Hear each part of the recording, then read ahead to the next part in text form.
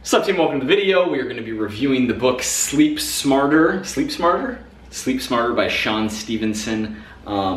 It is a book that was recommended to me by my buddy, the great Mike Matthews, the GOAT content creator. And I actually, as someone who's obsessed with trying to get better sleep, higher quality sleep, be more efficient because I just feel better when I do, fall asleep faster, like everything related to sleep. I learned a lot from this, so I have some notes. We're gonna go through them. I think it's gonna help you. Feel free to leave questions down below. Real quick, for those of you who didn't watch recent videos, I'm back in New York City. Jamie, Matt, Chris, the whole crew, Lex. Lex wasn't in Nevada, but they're all in the US for a couple of weeks for in-person poker events, which is why I'm not in Costa Rica. Let's go. So first, getting sunlight early and often, like between 6 a.m. and 8:30 a.m. if you can, and without sunglasses. And if you do wear sunglasses, make sure they are UV protective sunglasses. I'm not gonna get into the reason for that, partly because I will butcher it, but wearing non-UV protection sunglasses and being outside for long periods of time actually has a negative effect on our eyes and in turn our sleep. Starting strong. Number two, something that most of you have probably heard of before, not having blue light exposure for 60 minutes prior to going to sleep. So I have a nighttime setting on my phone that at a certain time, 8 p.m., 9 p.m., the brightness goes all the way down. I have flux on my laptop, on my desktop, so if I want to be working closer to bed, I'm not getting exposure to that blue light.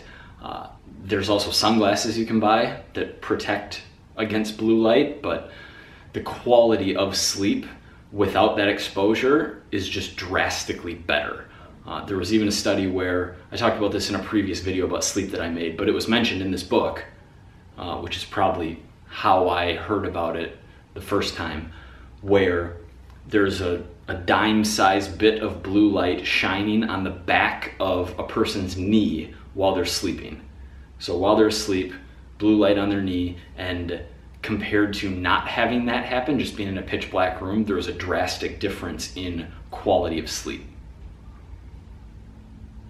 What else we got here? Little tip, taking a hot shower 90 to 120 minutes before going to sleep can be beneficial. It's gonna cause a spike in body temperature, but about an hour and a half is enough time for your body temp to come back down to normal and help you fall asleep. This is very practical, by the way. I took these notes not with the intention of making this video, so I don't have like a why exactly does that help you fall asleep better, but you know, read the book if you want. Amazon affiliate link in the description. This is good. 10 p.m. to 2 a.m. for whatever reason is the most valuable sleep. So sleeping during those 4 hours, and I know it's not always practical and it's not really practical for me, but I have moved my bedtime from erratic /1 o'clock on average to 11 o'clock to get more of that prime time good sleep. I mean, it has something to do with the natural light and being awake when the sun is up and being asleep when it's dark outside. But yeah, so for that reason, if you are a night owl who sleeps in more, you're going to need more total sleep to get equal result, equal quality as someone who goes to bed earlier, wakes up earlier, and is sleeping for a higher percentage, if not all, of that 10 p.m. to 2 a.m. time frame. This I like a lot, and this I used to do and somehow forgot about it, which is insane. Sleep cycles are 90 minutes, and you want to wake up not in stage 3 or stage 4, but you want to wake up in one of the closer to being awake parts of your sleep cycle, or ideally like right between cycles. So if you know that sleep cycles are 90 minutes and you know you want to wake up between them, setting your alarm in hour-and-a-half increments, and I factor in like 10 to 12 minutes because I find that's how long it takes me to fall asleep. So 6 hours, 7.5 hours, 9 hours, because if you wake up after 7.5 hours, you're actually going to be more alert and ready to go than if you wake up after 8 hours or 8.5 hours, even though you're getting more sleep in the latter situation. That's super interesting to me. So I set a timer on my phone for 7 hours and 41 minutes, which is kind of absurd, and then plug it in on the other side of my room, go to sleep. Here's another, like, I should have started with this stuff because it's better, but these are just the order of my notes going through the book. In lean versus obese individuals, post-meal, cortisol levels increase on average 5% in a lean individual after eating. Cortisol levels increase 51% in an obese individual after eating. What does that mean? We don't want a cortisol, and cortisol naturally spikes in the morning. We don't want a cortisol spike when we're about to try to fall asleep. So when it comes to eating before going to bed, if you're lean, you're probably fine, you can get away with it. Obviously, you don't want to eat so much protein that you're gonna have meat sweats. There can be a negative impact on having far too many carbs and the type of carb related to your blood sugar levels while you're asleep, and if that causes you to wake up a certain time into being asleep. But specifically for the purpose of minimizing cortisol before going to sleep, if you are overweight or obese, moving a pre-bed meal, because for the purposes of fat loss, right, we're fine. We can put those calories anywhere we want them. For the purposes of getting high quality sleep, move that meal at least 90 minutes before you plan on going to sleep, which is insanely valuable. Like, I just never knew that. So now when people ask me about eating before bed, do those calories get stored as fat? No, however, if you're obese or overweight, it probably makes sense to not spike your cortisol by 1.5x or 51% increase right before we're going to sleep. Add meditation for increased sleep quality. We all know that, but none of us do it because we're lazy and imperfect and anti-Jordan Peterson.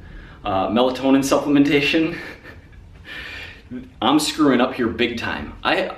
This is just lazy. So I knew in the back of my mind that supplementing with anything is probably going to down-reg production of it if it's something that we produce naturally in our body. Like, that's what happens with testosterone, which is probably like reason number 4 that I have never done and don't do steroids, and maybe will when I get older and I want to be like 80 and jacked, hit the dislike button. But it's the same for melatonin. So by supplementing with melatonin, you could be down regulating the amount of melatonin that is produced. Because I inferred this, I used to cycle on and off melatonin, a couple weeks on, a couple weeks off, a month on, a month off, at like a 1-to-1 ratio of on to off was how I was doing it. I realized I had probably 80 to 85% of nights in the last 6 months I've been taking it. And so I'm gonna axe that, just because it doesn't have that positive an effect for me. It's been shown that people who supplement with melatonin end up increasing their dosage over time because they need it more. It's just not something that I desperately need. And another tip related to melatonin, you want to be able to use it when you're changing time zones, when you're traveling, when you're in a situation where you need to fall asleep. So having it be more powerful and useful in those situations is valuable enough in itself to cut back. So I actually just ordered some 3 mg. I was taking 5 milligrams before bed, which is more than you need, but I'm gonna cut back to 3, and then I'm gonna cut back to 0, and then I'm only gonna use it like going east to west, or if I need to, on a red eye, situations like that. Lastly, if you wanna wake up earlier, this is good. So if you're like, you know, I want to realize my full potential, and part of that is not waking up at noon, but instead waking up at 7 a.m. every single day. I want to be a morning person. I'm gonna make myself do it. I'm gonna get up and I'm gonna grind. Respect. Probably don't do it in one swoop, not because you can't and not because you can't make a big change, but because you're probably, it's not gonna be pleasant, and you're gonna have, on a psychological level, a negative experience with it, and you're gonna associate that negative experience and not feeling good and feeling tired in those first several days or maybe even weeks before you become accustomed to it. You're gonna associate that negativity with waking up early. So instead, they recommend bumping your alarm back 15 minutes each day for a period of time to ease into that change. Thank you very much for watching the video. I don't know if I've had these random hairs sticking up the entire time. Probably. Appreciate you guys watching. Hit the like button. If you disliked, I want you to change over to the like. Tomorrow is the meal planning video. See you tomorrow. Bye.